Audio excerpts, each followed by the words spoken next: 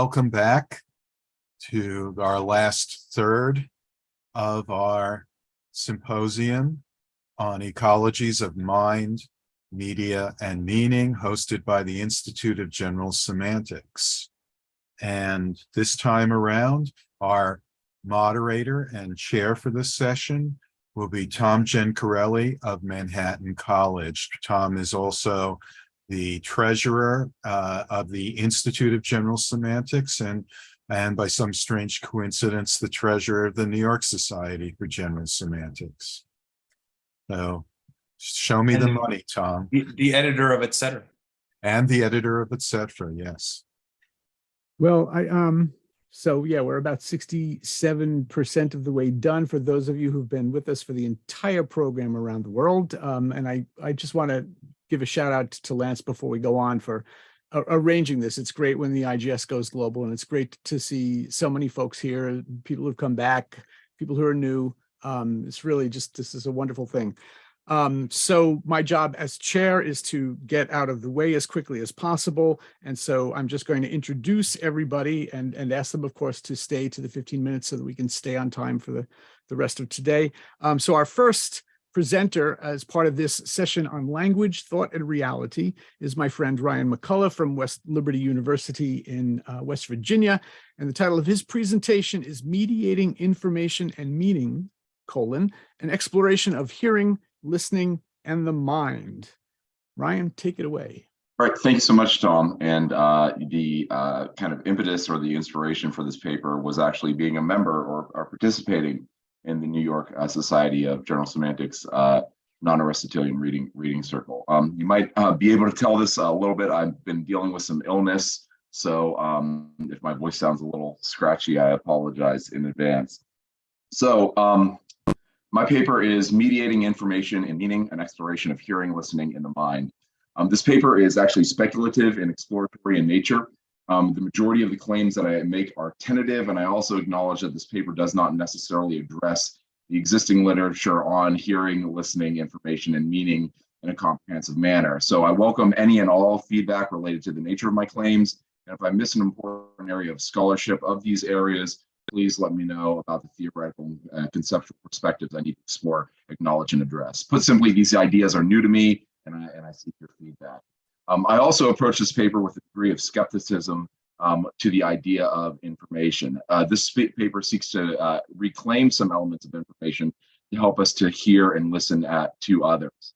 This paper also addresses, since it addresses hearing and listening, for the purposes of clarity, I refer to hearing as a physiological and neurological acceptance of sound, listening functions as a psychological process that has clear and specific connection to thinking. So, in Concerning Communication, Epic Quests and Lyric Excursions within the human life world, Lance Strate approaches our understanding of hearing and listening from a media ecology perspective. Strate writes, quote, hearing and listening are types of mediation and therefore can be categorized as types of media. Both refer to the ways that individuals mediate between each other and with their environments, end quote. If I interpret this statement correctly, which might be a dangerous presumption, knowing me, our relations with others sit within the environment of hearing and listening. Our relationship with the environment sits within the environment of hearing and listening. As I sit in my office and I hear students pass by, I hear them swipe in to gain access to our Avid editing lab, and perhaps I might hear them grumble about their professor. He keeps on harping about the study of media as environments. My sense of hearing and my ability to listen keeps me connected to the student and the environment of students. In a sense, I'm not alone in my office. I'm in a community in relation with others, a very different community than the one I experience when I work at home. Attention to the ideas of hearing and listening demands that we consider both as connectors. But if we to take the study of media environments seriously, then we must also consider hearing and listening as environments. It demands that we ask, what environments are created by hearing and listening? So also within Concerning Communication, Strate considers the idea of information. He argues, quote, within the study of media environments, information can only be communicated by a medium, can only be produced through the agency of a medium, can only emerge out of a medium as system, and can only exist within a medium as environment, end quote. Without a medium, there can be no there can be no information. Information only exists within the context of medium. There's no thing such as information until medium makes it information. As Corey Anton suggests, one of the reasons why students do not take the time to read good books rests on the belief that books contain information. But from the student's point of view, the information in books is far less accessible and therefore less efficiently obtained than information from other sources. Information is just a thing out there. So in the minds of the students, it is just a matter of selecting the medium that provides the information in the most efficient way possible, forgetting the fact that each medium creates information in different ways. The perspective that information is just a thing out there waiting to be accessed also fails to acknowledge the general semantics perspective that there are no things, only event. My interpretation suggests that if we are to understand information, then we have to consider the media environment that forms that information. The goal of this particular paper is to construct a connection between Strate's articulation of hearing and listening and Strate's framing of information. In this sense, I wish to explore the ways in which our hearing and listening media, that for many of us are innate to our capacities as human beings, create information and meaning. Tentatively, I claim that our sense of hearing creates an environment of information, and our ability to listen creates an environment of meaning. My hope is that this exploration will contribute to our understanding of the ecology of the mind. Again, in the true spirit of general semantics, I'm willing to qualify all statements presented, and in the true spirit of communal aspects of hearing and listening, I welcome any and all feedback on what I might have gone or what I might risk. Put simply, I feel like I'm making some big claims here and working with literature that is relatively new to me, so I don't have the confidence to think that I'm 100% right here. But because this paper deals with some fundamentals of what it might mean to be human and our human capacities, I might verge towards essentialism or nominalism, but I do not think my capacities as a scholar can appropriately address either.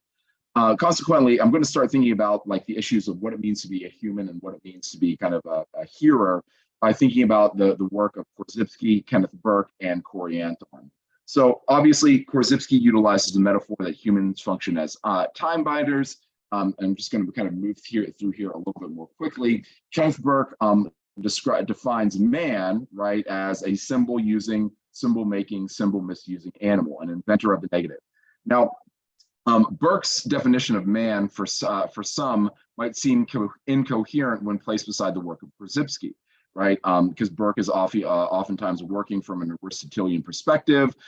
Having said that, my fundamental belief is that one can both be a time binder and a symbol user. They're not mutually exclusive.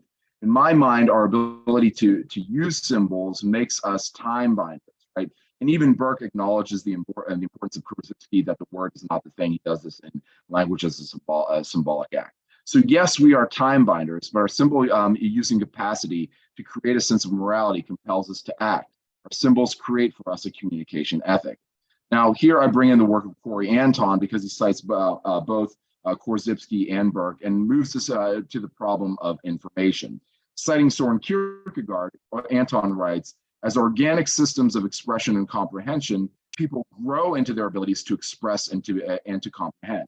Put simply, while we have innate capacities to hear and listen, time bind and symbol use, we can also change our capacities to hear, listen, and think. Anton goes on to write, this growth is often more vital than the imagined thing called information, which presumably is transferred from one mind to another. We are not a vessel or cup into which information is poured by another or by a communication technology. We use symbols we encounter to share and create the world in which we live. We have the capacity to change the ways that we think, the ways in which we share and create. I think Anton's interpretation of information as an imagined thing makes sense. It is a creation. It is put into to put it into conversation with Strate. It's a medium that creates this particular information. However, I want to go back to the articulation of information and description of information theory, right? So information theory suggests that information has a command to it. The commands of information offer different directions to proceed. For example, a computer system will have information shared between computers. The information shared between computers will offer commands, and the commands will tell one computer how to act, right? Start this application, stop this application, so on, etc. When we hear, when the sound waves hit our eardrums, we recognize sound physiologically. We receive a command, right? Space binders have the capacity to do that, right? If I make a loud noise, my cat is going to run away. He instinctively knows how to do this, right? This was not information communicated to him by his grandfather. Yes, human are time binders, but we still have the capacity to space bind, right? When a loud noise bangs outside my office, most likely the trash can that's used to propping the door open that students use so they don't have to use their swipe access card. It's a confusing explanation, I know, but there's just loud noises outside my office, right? The medium of my ear creates this information in command, right? It's telling me that these students are out here putting me in communication with them, right? There's a split second when the sound is pure information, right? But I'm different from my cat. I have the capacity to time bind and interpret the signals that I'm receiving in different ways. In total, I think that there is a capacity for such a thing as information to exist, but our mind and our ability to listen makes information somewhat of a figment of our imagination. The mediation of listening creates a different set of circumstances.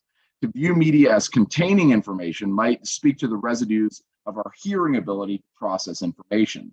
Yes, media creates information, but our capacity as human beings immediately turns that information into meaning. Or perhaps a better way of putting it is that we make meaning of the information that we encounter. And it's at this point that I want to introduce some concepts from the philosophy of communication. So our communication scholars Arnett and Holba, in their book, An Overture to the Philosophy of Communication, the Carrier of Meaning, the philosophy of communication takes information and turns it into meaningful connections between persons. What unites persons is not simply information, but meaning sculpted between and among them. Unlike information, which can be codified and ossified by a particular medium, meaning, according to Arnett and Holba, is temporal and fleeting.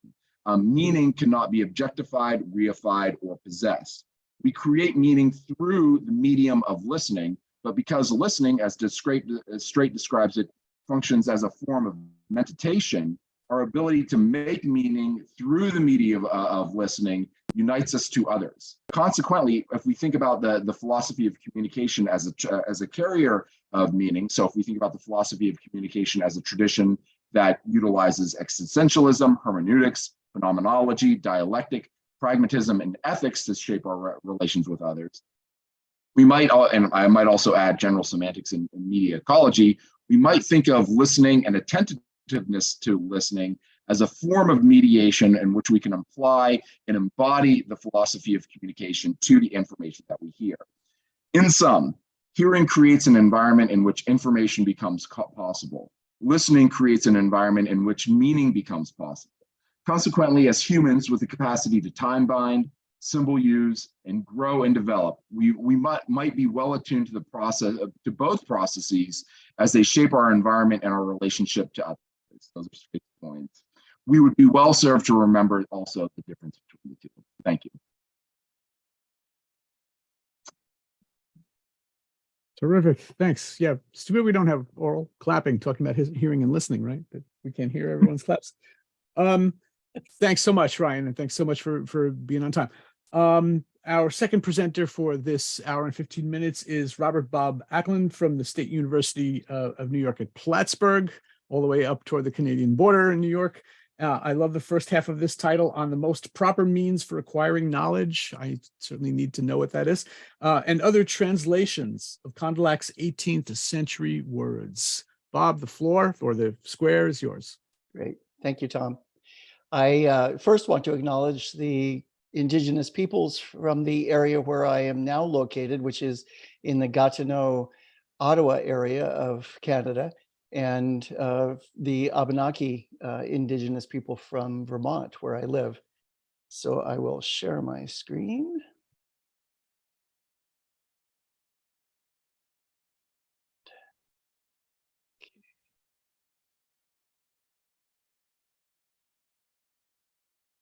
Yep.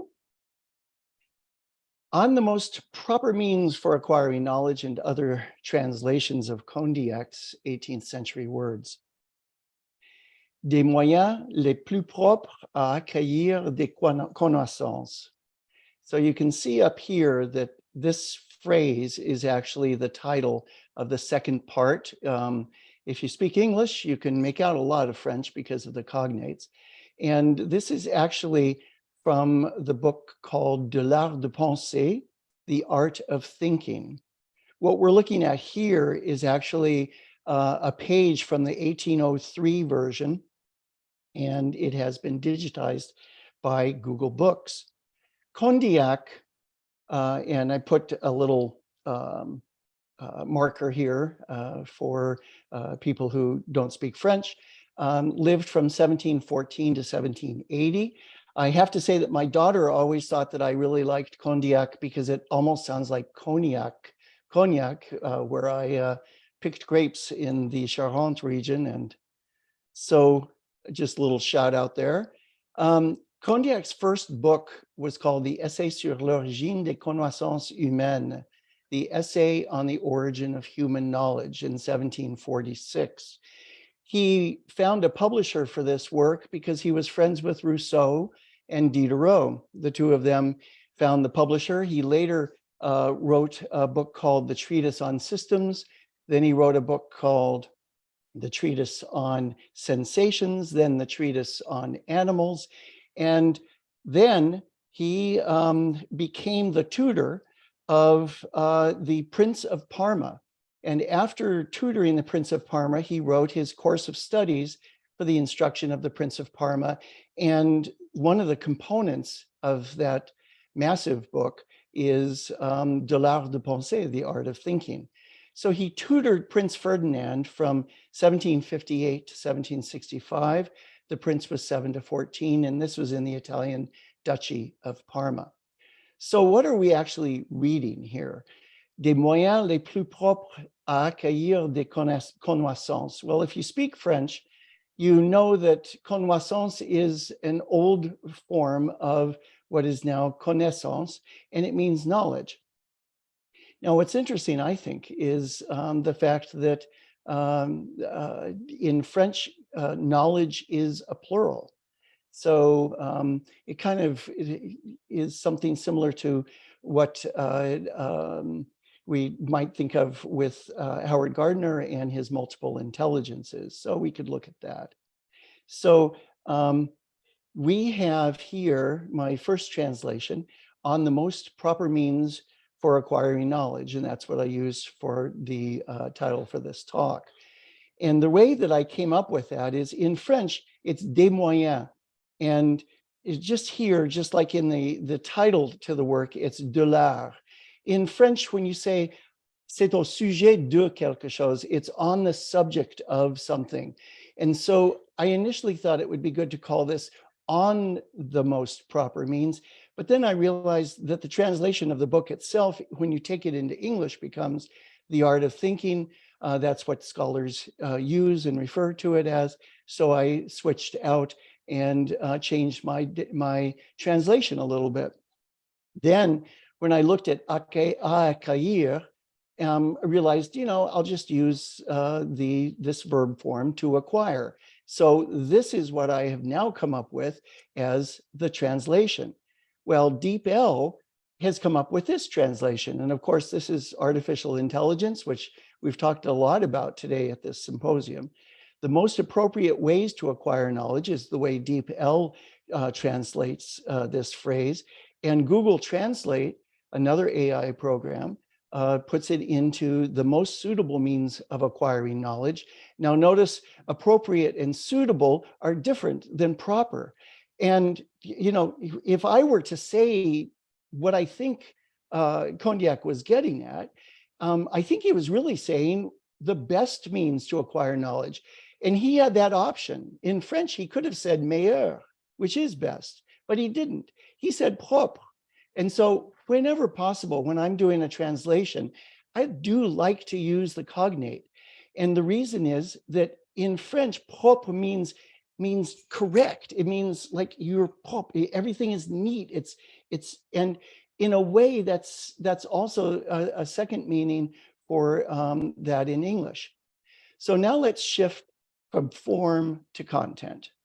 If we can separate the medium from the message, Marshall McLuhan, after all, was Canadian. What did Condillac say about acquiring knowledge? This is what he said. Nous nous servons des mots avant d'en avoir déterminé la signification et même sans avoir senti le besoin de la déterminer. We use words before having determined their signification, meaning, and even without having felt the need to determine it. What words should we use? Well, they're boats. Yeah. Well, they're certainly not rafts. Okay, they're canoes. What is going on? We go. What do our words mean? So a lot of times we will use these words and not really have a need to try to figure out why is it that we're using those particular words. What does the word canoe signify? And you may know it's from an indigenous term for that shape of a water vessel. That sentence was not in Condillac's first book. It was new material that was put into The Art of Thinking when it was first came out in 1775. Now, I have to tell you, as far as I know, The Art of Thinking has not been translated into English. The rest of the course of studies has.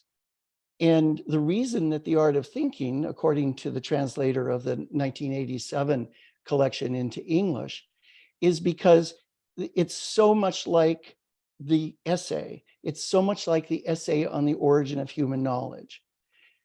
Well, Condillac added even more material to The Art of Thinking during the last 2 years of his life.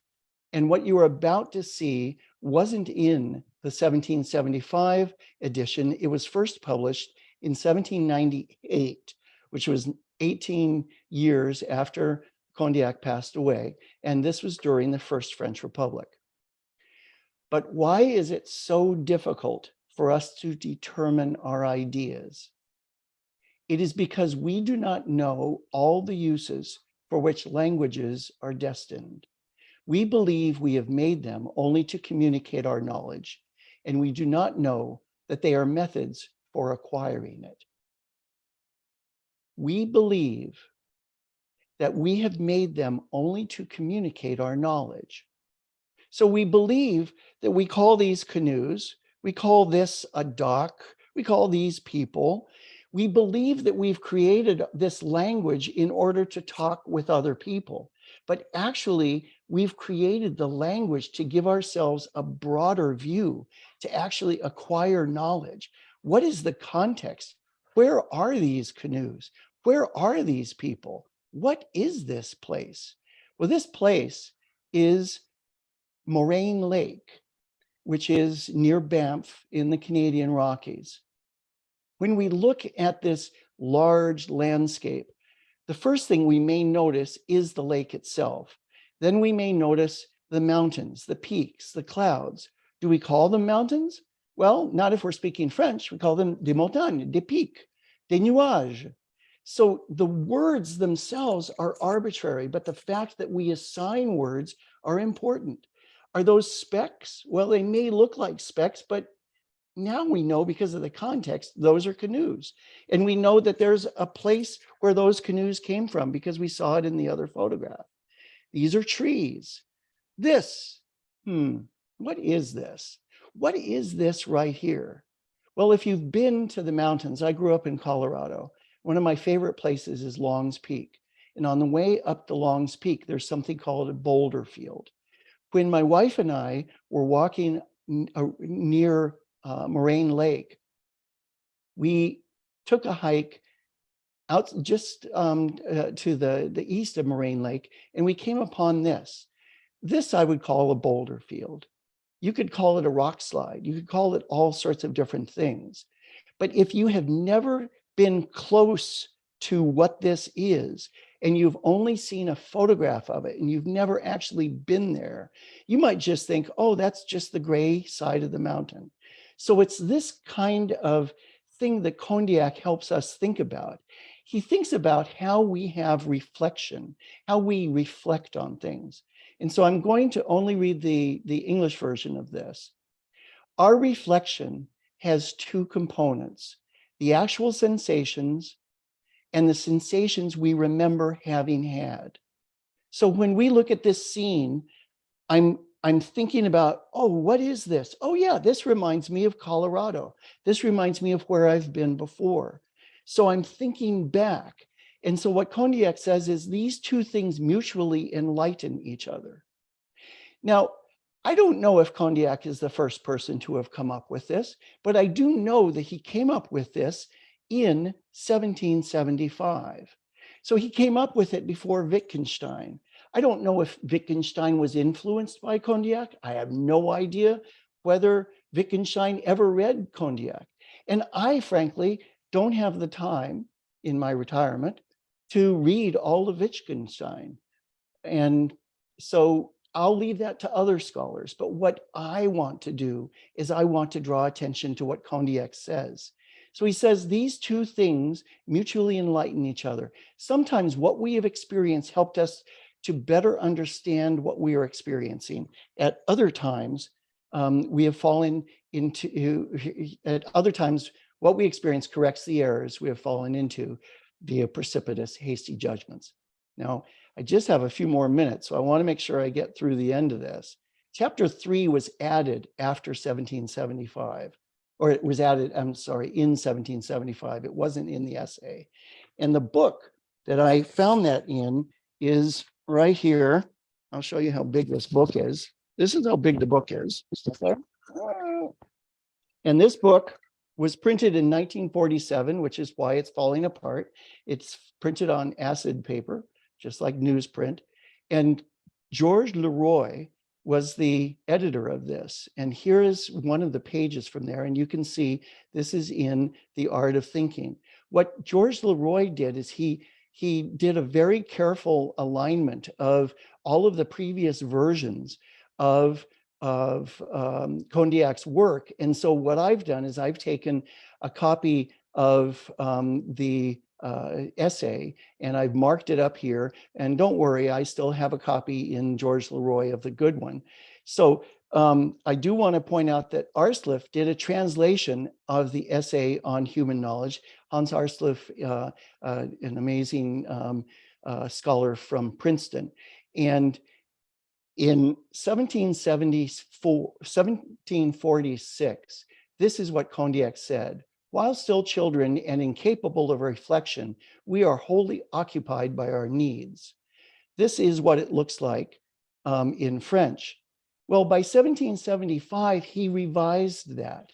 And he said, while we're children and we're not as capable to reflect, and we depend on other people to reflect for us. And then in 1779 and 1780, when he did the last version of this, this is what he said, and this is my last slide.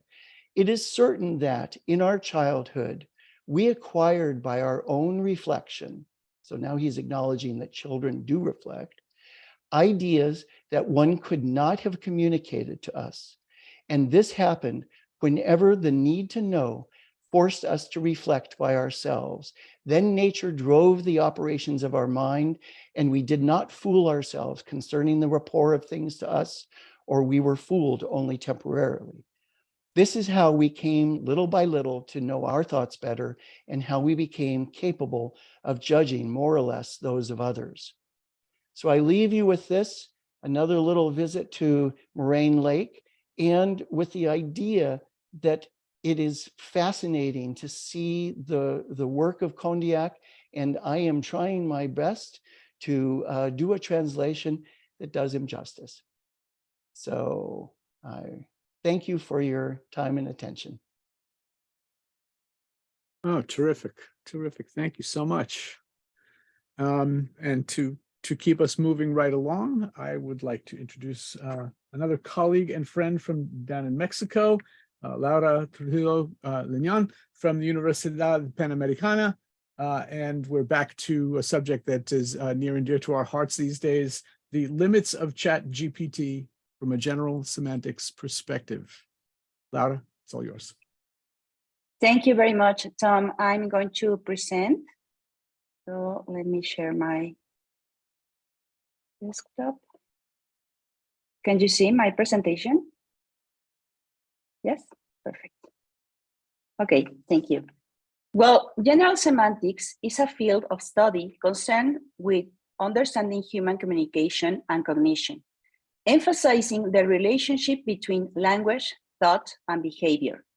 It was founded by Alfred Korzybski in the 1930s, and since then has provided a framework for critically evaluating the use and limitations of language in shaping our understanding of reality. In another hand, in November 2022, a new artificial intelligence related to language emerged. This was the ChatGPT 3.5. ChatGPT is an AI-powered chatbot developed by OpenAI.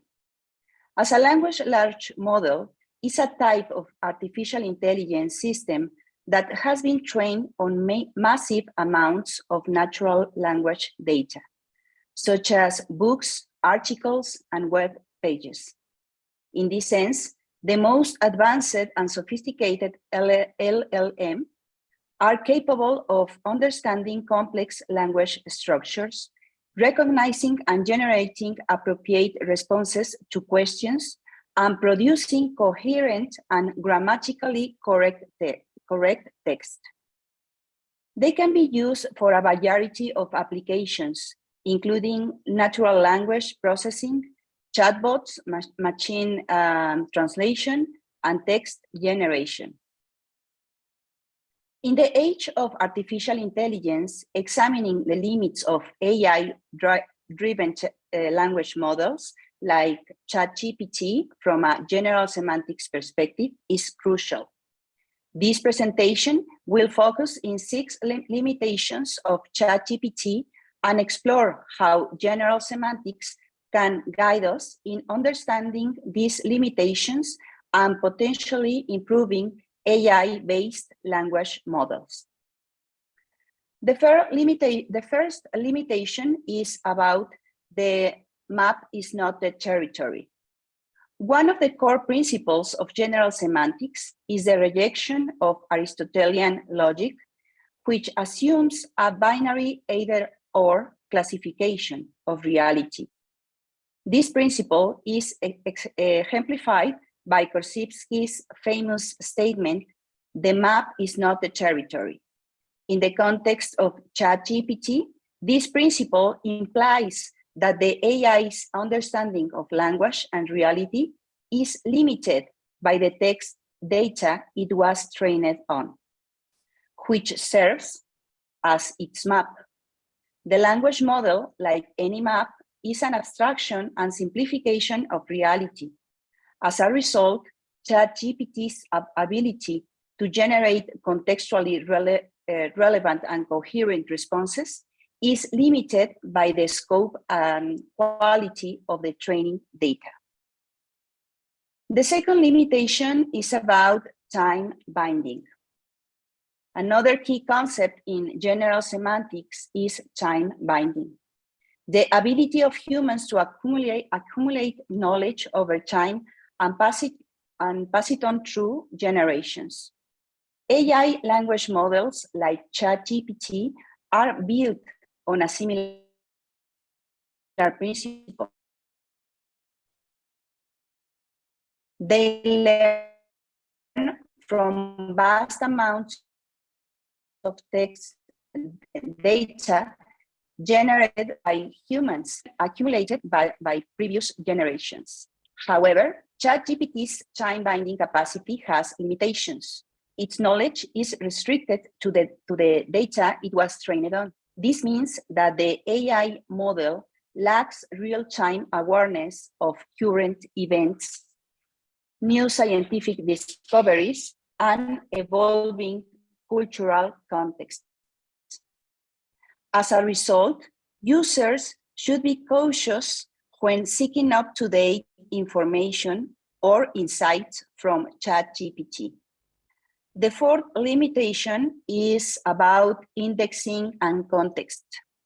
General semantics emphasizes the importance of indexing, which refers to the practice of differentiating and contextualizing our language and experiences. In the context of ChatGPT, this involves understanding that the AI's responses are influenced by the context in which the training data was generated. Since ChatGPT was trained on text data from the internet, its understanding of context is shaped by the biases and perspective embedded in that data.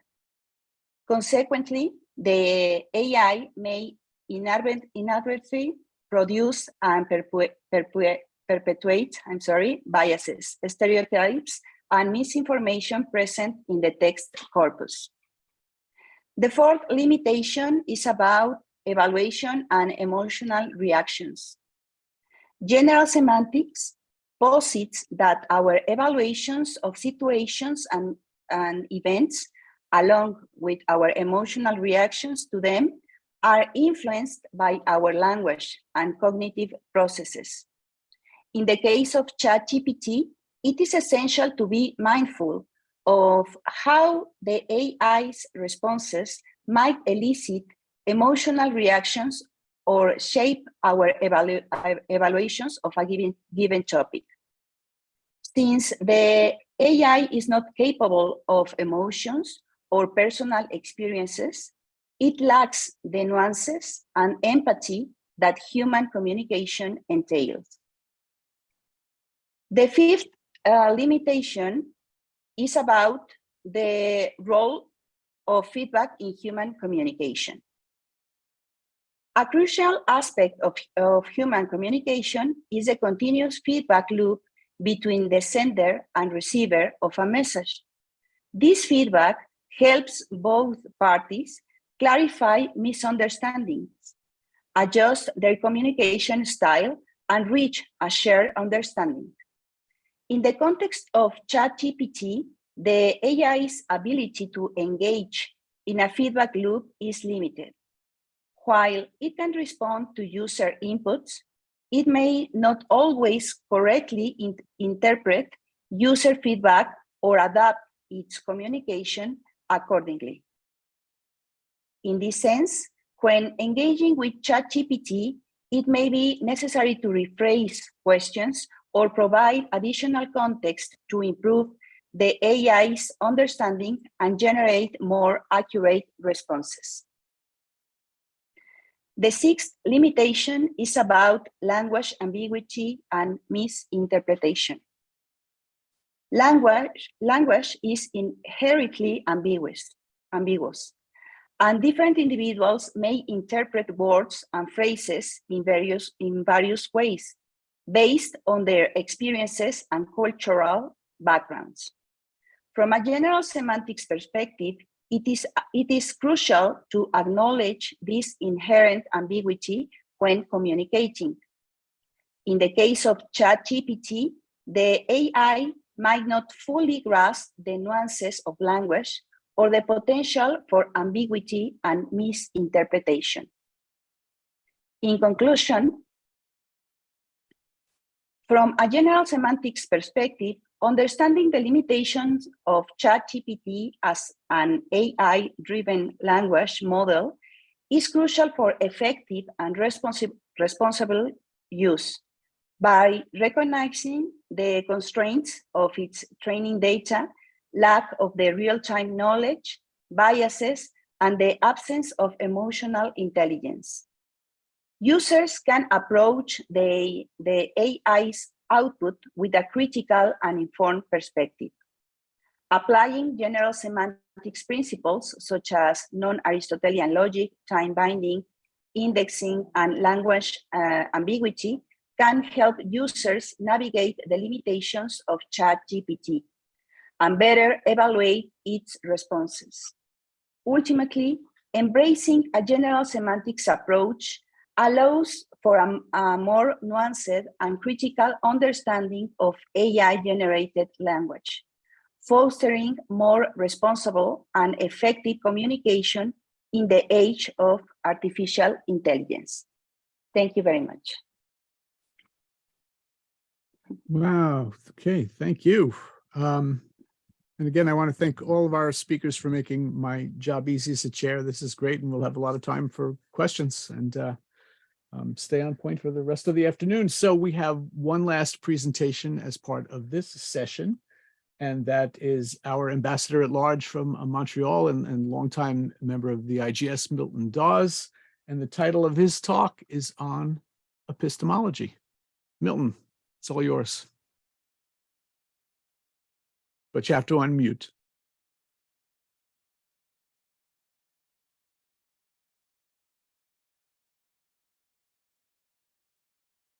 Okay, thank you, Thom. Hello, everybody. So I'll just go right into it.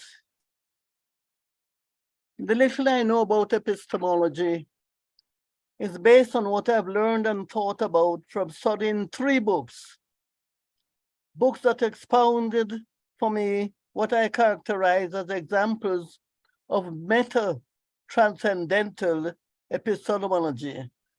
Theories, studies, and exploration, or for theories, studies, and explorations.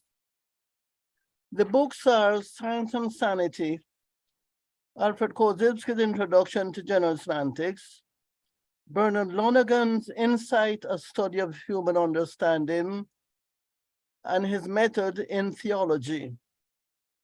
Challenge yourself to read a few chapters of Insight, and you will very likely discover close correspondence between Korzybski's General Semantics and Lonergan's Insight.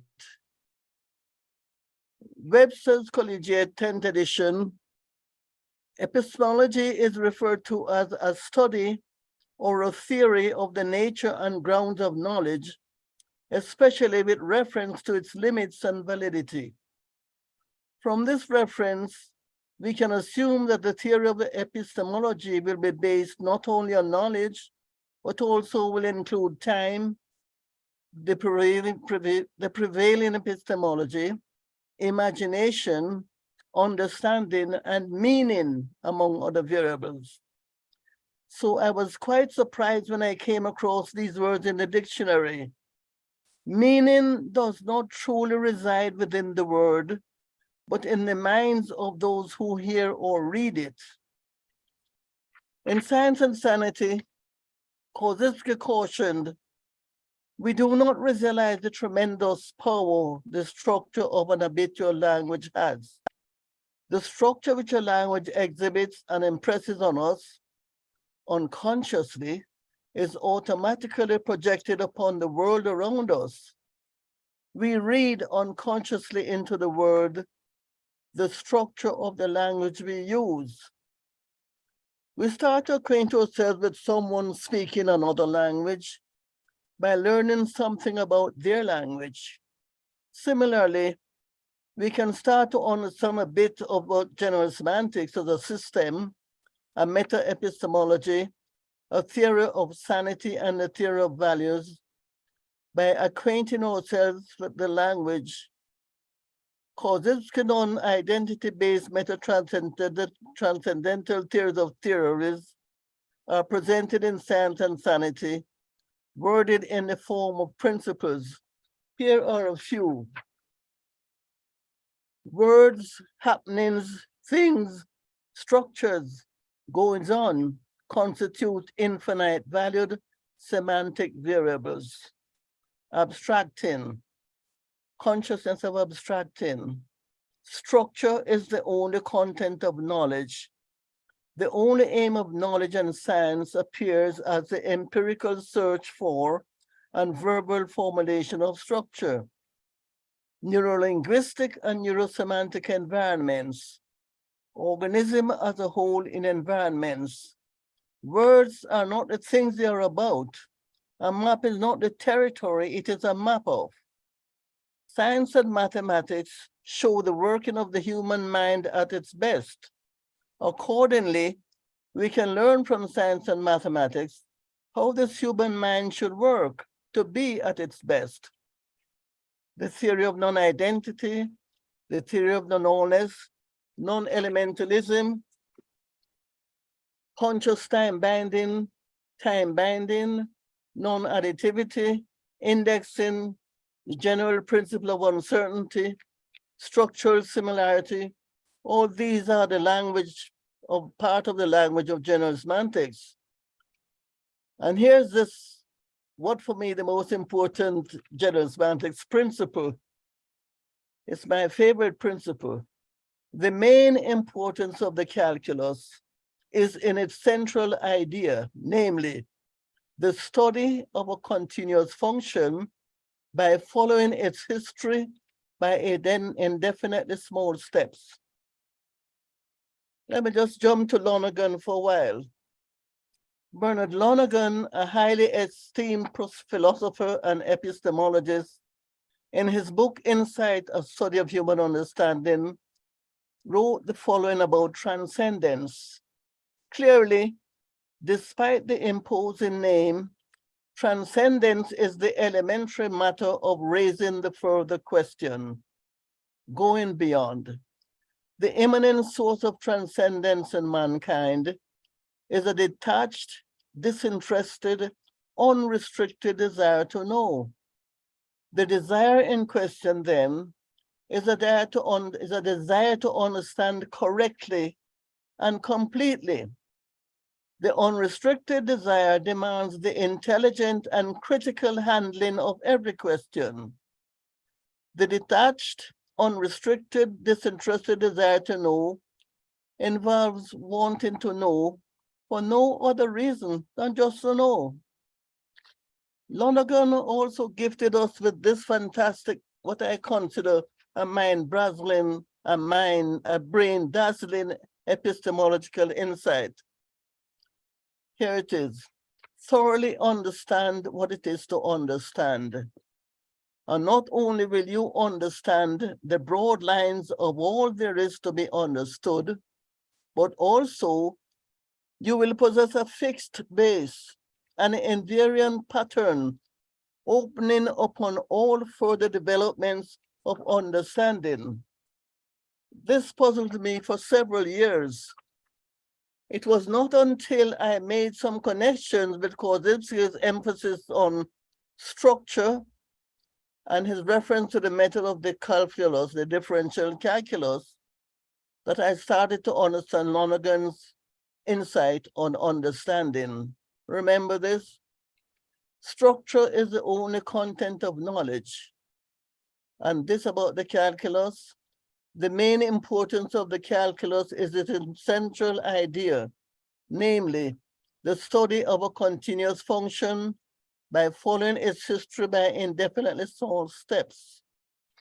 If anything we can think about can be thought of as a continuous function, a change in relationship, we can use the method to study ourselves and to study a word.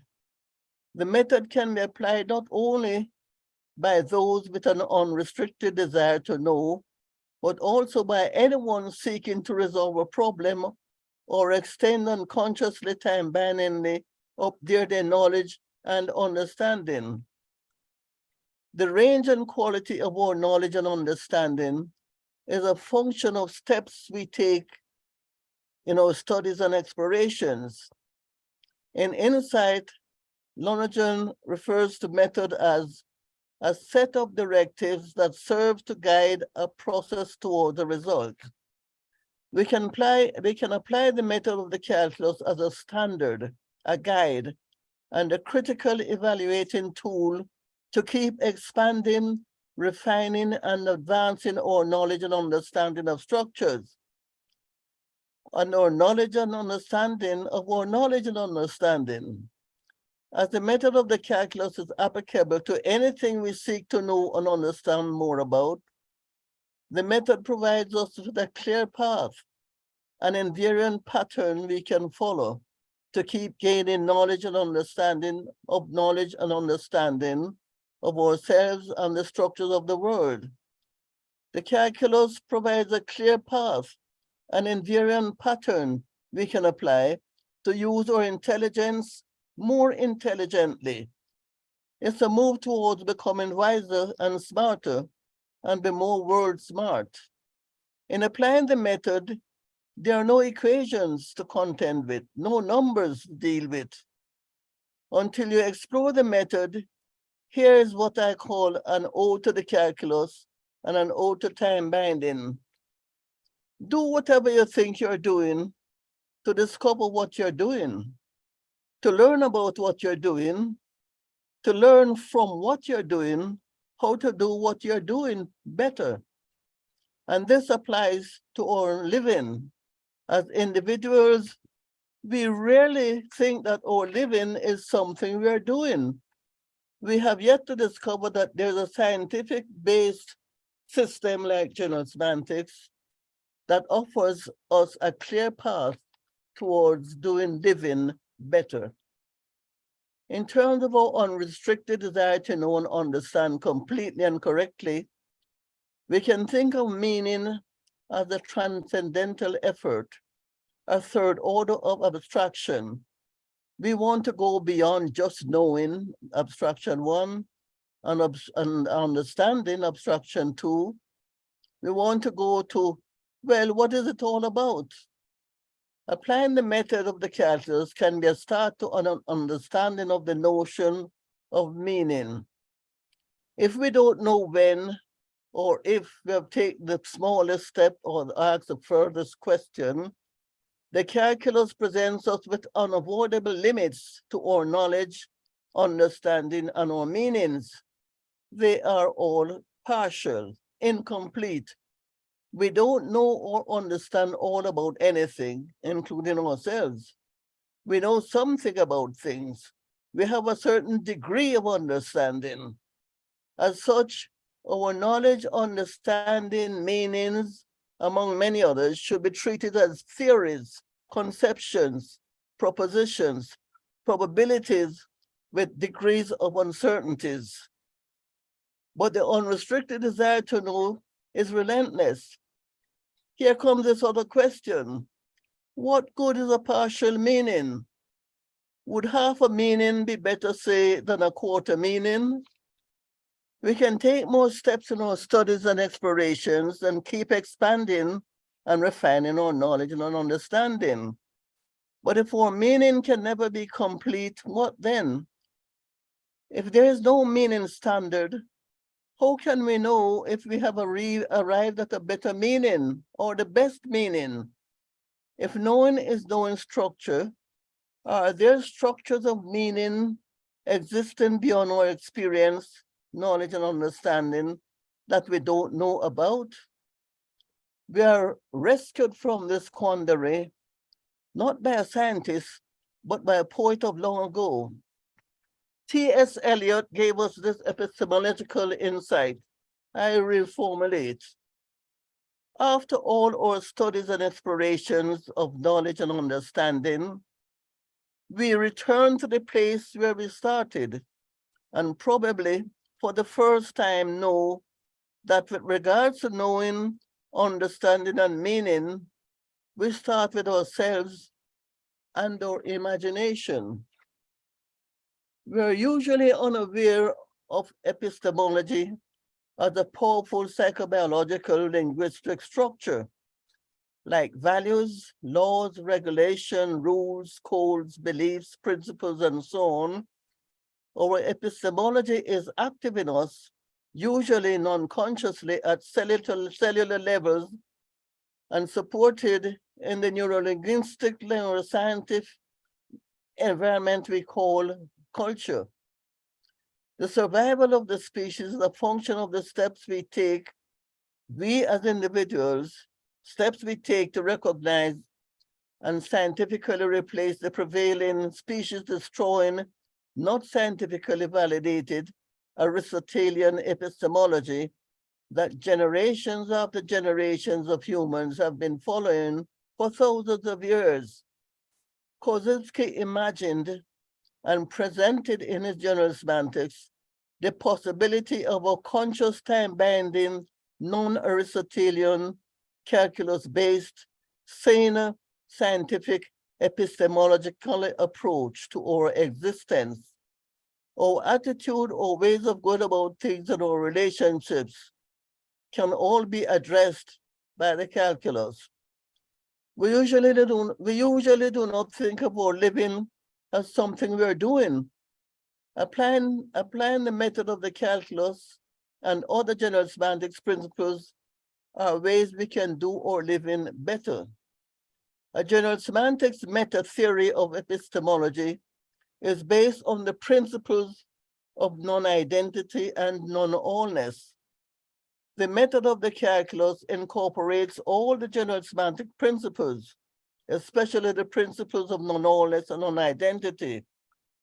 If the human races, and I emphasize races, there's no one human race. If the human races persist in following an epistemology that does not incorporate these principles of non-identity and non-allness, it's very likely that our relationship problems will keep increasing. It's not difficult to imagine and predict that there will be never problems it's not difficult to imagine and predict that there will be more problems creating problems. We can think of the method of the calculus as providing an approach with an invariant pattern that could carry us on a clear path toward less destructive relationships with ourselves, others, and the world. Nothing prevents us from imagining such a possibility. Of all the freedom we have and do not have, but brag so much, of all the freedom we do not have, but brag so much about, our imagination is so far the most valid, the most active, and probably the only structure of meaning. Imagination not only builds on the structures we know about, it also creates its own structures. Imagine this. The survival of a nation or the human race is a function of the degree to which individuals value and apply the method of the calculus and the generalized mathematical principles of general semantics as their critical, evaluating, conscious time-binding, meta-transcendental epistemology. We can also imagine that we humans might someday become so ashamed of our history and of ourselves that we will take a radically different, peaceful path to our self-evolution. We can also imagine that we humans might someday take a radical, peaceful path to our self-evolution. But first, we have to retrieve the word shame.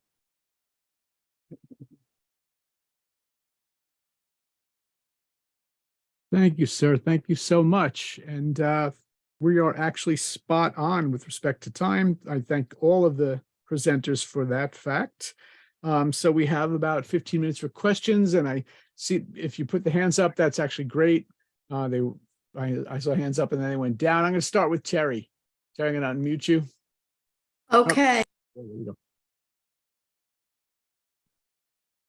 Nope. You're muted. You muted yourself.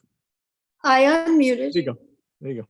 Okay, Milton, you said that Lonergan said structure is the only content of knowledge, which to me, that's the medium is the message, I think, and form over content. And then and this is a question for the future, because I don't think we can get into it now. Every time you mention calculus, I think probabilities. So just put that on the back burner for another time. But have you thought about structure is the only content of knowledge and how that relates to the medium is the message? I've thought about it. And what I've thought, well, so many things I've thought about it. When we think, when we know something, we're knowing about a structure or a structure of structures. So structure for me is anything that you're aware of. We can't be aware of nothing. So if we are aware of something, and Korzybski is simply saying, as I understand it, that you're aware of a structure. And if you think of the medium as a message, I usually think about it in a reverse. The message is a medium. So when we think of medium, we're thinking of sources.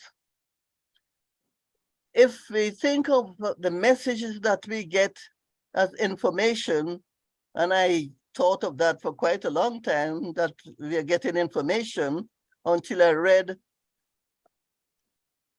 a definition of information from a mathematical point of view. Information is not transmitted. From that point of view, information is not transmitted. You get a message, but the message is one that has been selected from a set of messages. And that is what is being called information from the mathematical perspective. It's a selection, and the selection is something that happens with the messenger. The selection is the information. The information is not transmitted. It's a message that is transmitted. And we identify the message as the information and forget the medium, where it's coming from.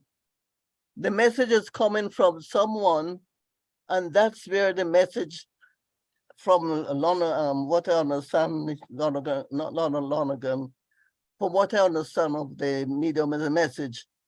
Look at the medium, what's going on there, not the messages it sets and think of that as information.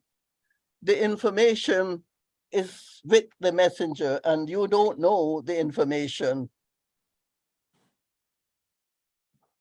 It comes through a form. Comes through a form. I'm going to stop there. Heiner, go ahead. I'll unmute yourself and go ahead.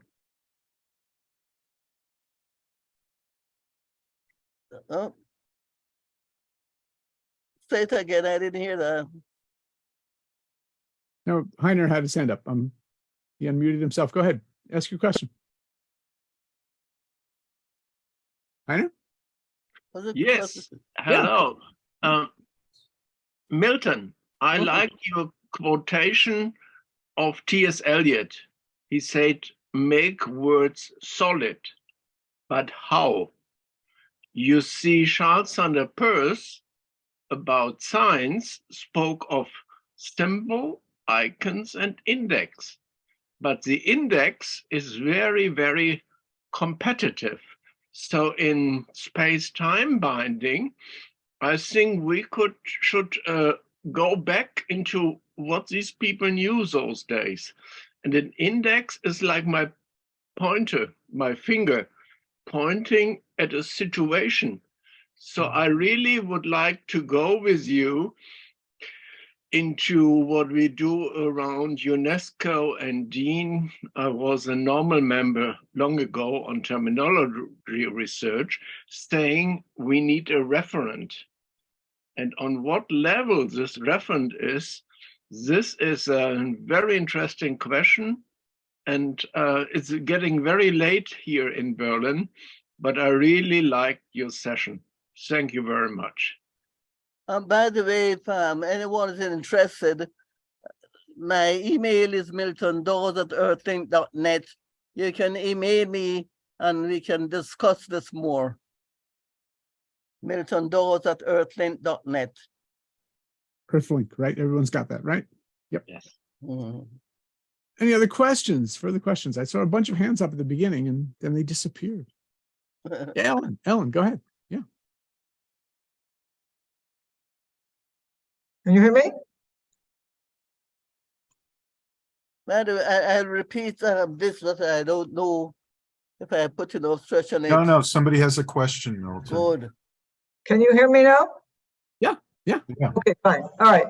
I want to address the, excuse me, I believe it's you, Laura Trujillo. I've not been writing down names because you're also unfamiliar to me, but I believe you you talked about that AI lacks empathy. And in some ways, we're trying to say that our language is different from that's generated through AI like GPT. I want to say I believe there's a kind of vicious cycle going on, because the more we humans interact through digital means, more and more empathy is sort of leaking out of those communications. So, and AI can create the appearance of empathy, and in some ways, don't we do the same very often? So I just want to say that as much as we would like to differentiate how our language or how we understand each other, that's a moving target. All the use of digital media is also changing that nature. End of question, or end of comment. Well, thank you very much. I'm just surprised because the advances of the artificial intelligence, and I really think that if now the artificial intelligence is not doesn't have empathy with the humans, because artificial intelligence cannot see our gestures or cannot understand our context and our feelings and etc.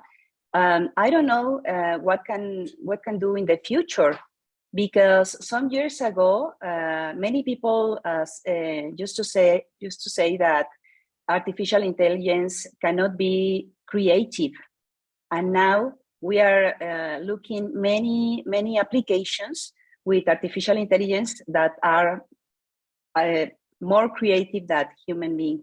So thank you very much for the comment. And I think that these kind of applications or platforms, are going to have more abilities and maybe pass the human being. I don't know. Thank you very much. Can I just add one thing? I think the point is, if you say AI does not have empathy, all our communications going through digital means is reducing the amount of empathy we have in our communications. So in some ways, we are becoming our technology, and that has happened quite a lot. So I think that's one thing we need to consider, is that all we have studied about, not me, I'm not an academic, excuse me, I'm not a scholar, I have a background in technology. That has been developed over the centuries before we were using digital means. And there's a way in which those communications begin to conform to the structure in which we're talking. So if AI can't have empathy, but I don't know, eventually, well, I'm not going to predict anything. There have been many predictions, like things like the internet would become intelligent, a super being, and we'd have, okay. Yet it will continue to develop, and there's kind of no way we can stop that. But in the meantime, our language will also develop in reaction to the tools we're using. Well, if I understand well, you are telling that maybe we are losing, or we can lose our empathy with others because we interact a lot with machines. Is that your commentary about? Yes. Yes. Okay. Well, I think this is not going to happen, and I don't know. This is an opinion because what we can see now is that people interact with machines, with the cell phones and computers and etc. And what happened to these people is to generate more emotions. Nowadays, there are many people that is depressed, and the rates of suicide are very high. So this is like a signal that people is not losing the emotions, but in the contrary, we need to talk with someone, and we cannot find someone to talk in the chatbots or in this kind of platforms. But as you said, it's difficult to predict the future, of course, it's difficult. I think that emotions are part of the human being, are part of our nature. So we cannot eliminate part of our nature. Well, yeah, I believe that emotions are intelligence. They're part of intelligence. That just, I don't know if you read comments online through, they get vicious. They start out like people are communicating about an idea, and then it gets ugly. Okay, so I can't remember the name who formed this law, but within 10 interactions in these kind of talks, someone will bring up the name Hitler. So it's the sort of vicious nature of what happens there. I mean, the lack of empathy, the idea of beating down the other person. So I read a lot of that, and that does not give me hope for the future. But I hope you're right. Thank you. Lance, Thank you I very see- much. I'm sorry, and if you have these talks and these articles, please share with me. It's very not interesting. it's not. I don't. I'm not a scholar, but I've been involved in technology so long, and I live my life embedded in it. So it's an experience. Okay, thank you very much. Lance, yours may be the last question. We'll see how that goes. Go ahead. Okay, well, it's one for Ryan. Since you're going back to the distinction between hearing and listening, it brought to mind, and this is some of the Bateson folks were brought this up about how that the meaningless or the problem with the question about if a tree falls in a forest and no one's there, does anyone hear it? And, pointing out that even if there are no people there, a forest is full of living things. And so there certainly would be lots to hear that, lots of other organisms to hear that. But I'm wondering if, based on, the way you're looking at it, hearing as it being about information and listening being about meaning, would you say that other forms of life apart from human beings listen, or do they only hear? Well, that's a very good question. I guess what I would say, and as I said, some of the the claims I'm making here are tentative in nature. I guess I would wonder if in thinking about like the specific, like our specific time binding capacity, right? Does a dog listen to commands, or does a dog hear a command, right? And I guess that's what the question is designed to kind of get at. And I'm not exactly sure I know how to provide a real answer to that, but the dog is, right, it is a command, right? And so if information, and maybe I'm kind of reverse engineering this idea, but if information is some form of command, some sort of direction, then maybe they are hearing and not necessarily listening, right? It's an environment in which they're listening to command. I shouldn't say listen. They're hearing commands, right? And that is hitting the dog, right? Rather than listening for meaning or the ability to interpret. I don't know if that's a very satisfactory distinction, and I think that's something that I'm going to have to consider. So thank you for the question, and thank you for writing on this subject, because it kind of pushed me to think about think about each, and as someone who kind of thinks of information as being somewhat, I don't know, I don't know how I want to say silly, but somewhat bunk in some instances. It forced me to think about the importance of information. Lance, I'll problematize your example a little more. Earthworms don't have ears, but they experience the vibrations of sound. Oh yeah, if Ryan had said answered the other way, I was going to bring up talking to plants, but But my view on the matter would actually be different from his, because I would think of perception as being more than just receiving information, but also processing it. But that's fine. I mean, that I don't have any problems with seeing it the other way too. I've seen some nature shows, and I've actually experienced seeing a number of animals, and there's a rustle, and one comes up. They were down and looking at something with or grazing or whatever, and there's a sound, and they come up like that. So I'll have to interpret that as listening. They're not aware that they're listening, but that movement suggests to me that they're waiting to check out, if they did I make a mistake or something like that, without those words, but they're listening. Well, we are spot on, and I think that everybody deserves a little bit of break before we go on to the final session of the day, which sends us to the West Coast of the United States. And so, thank you. Talk amongst yourselves. Hang around, have fun. Go get yourself a sandwich, and we'll see you in a couple minutes.